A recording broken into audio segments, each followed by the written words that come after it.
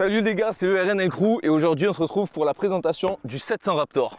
Vous rêvez pas, un quad de plus dans l'écurie. Le précédent était pour moi, le YFZ qui est juste là.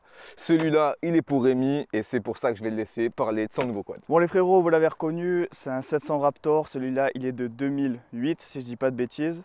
Donc c'est encore un bon coup que j'ai essayé de faire. Celui-là, je l'ai acheté 3000 €. Donc vous pouvez le voir, enfin, si vous avez vu vite fait, il y a les amortisseurs LK, il a plein de petites options, il a le bumper, il a toutes les protections en dessous, il a l'amortisseur LK aussi à l'arrière.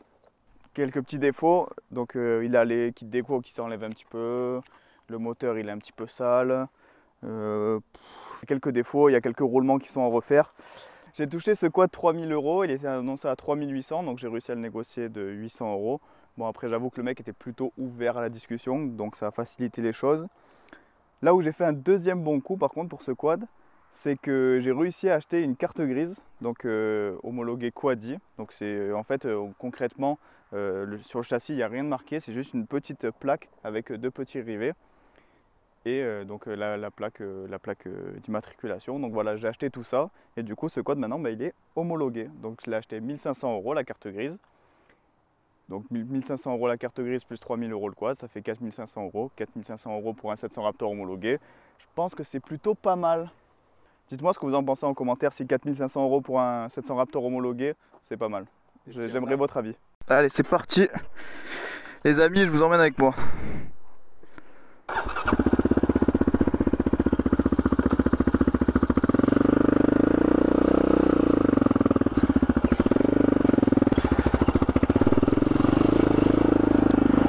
Donc voilà, je vous ai pris avec moi en caméra à 360 degrés, donc je vais vous faire profiter un petit peu de la vue et de la balade. Alors je sais que ces quads là ils sont un peu chers en ce moment, genre c'est abusé les prix, c'est limite si on en trouve un pas des homologués à moins de 6000 €. C'est pour ça que j'ai sauté sur l'occasion. Mais si jamais vous avez les thunes et que vous voulez un quad sportif, randonneur, avec la marche arrière, qui peut faire à peu près tout ce qu'on lui demande, et ben honnêtement, je vous le conseille. Regardez, là c'est un peu du franchissement, enfin du franchissement, je veux dire c'est pas de la balade normale, tu t'as pas des montées de dingue comme ça. Et franchement, aucun problème, sans forcer. Le moteur il est coupleux, il est haut. Donc pour les balades c'est nickel. Si vous avez envie de mettre des pneus, enfin des jantes avec des pneus en 10, tout ça, ben, c'est largement possible, ça le rehaussera pour si vous voulez faire un peu de franchissement et un peu des balades. Il y a vraiment de quoi s'amuser largement avec ce quad là quoi. Bon, vous m'excusez pour la tenue d'aujourd'hui, c'est survêt, basket et veste de survêt, c'est pas terrible mais c'était vraiment... Aujourd'hui on est sorti pour tester ça tranquillement. J'en profite pour vous annoncer un truc aussi. C'est que tous les ans, avec notre équipe de potes, le RNL Crew, on part dans les Alpes. Et donc bien évidemment on prend les quads. J'espère qu'aussi la caméra 360 vous plaît. On l'a acheté exprès pour les Alpes.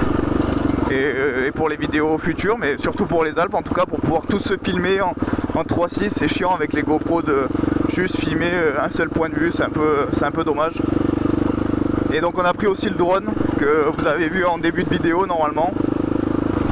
Bon, qu'est-ce que vous en pensez? On le fait tirer un peu 700 ou quoi? Parce que là depuis tout à l'heure on balade tranquille, on n'a pas vu avancer ce truc. Allez, on va voir s'il arrache les bras.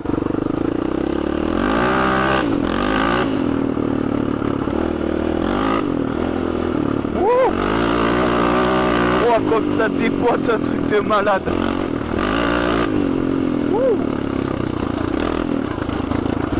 C'est vraiment un truc de dingue. On dirait qu'il a du couple mais tout le temps en fait. Il a tout le temps du couple, il est jamais creux.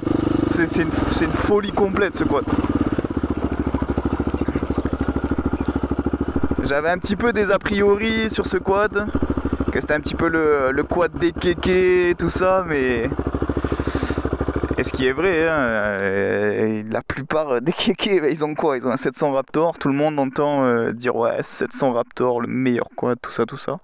Mais je dois dire que je suis assez d'accord avec eux. Enfin, c'est un très très bon quad. Le meilleur, non, je pense que il n'y a pas de meilleur quad. Mais en tout cas, celui-là est très très bon.